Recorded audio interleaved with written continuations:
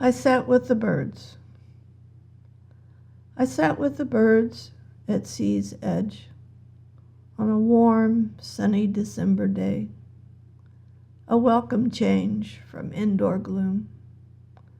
The waves have been so busy this past month, reshaping the beach, shrinking and enlarging pools and bars, so there's barely a path. The birds bask, mostly still, like me, drinking in the cool sun, watching the sparkles and wave after wave. A biker resettles them, changing, sameness.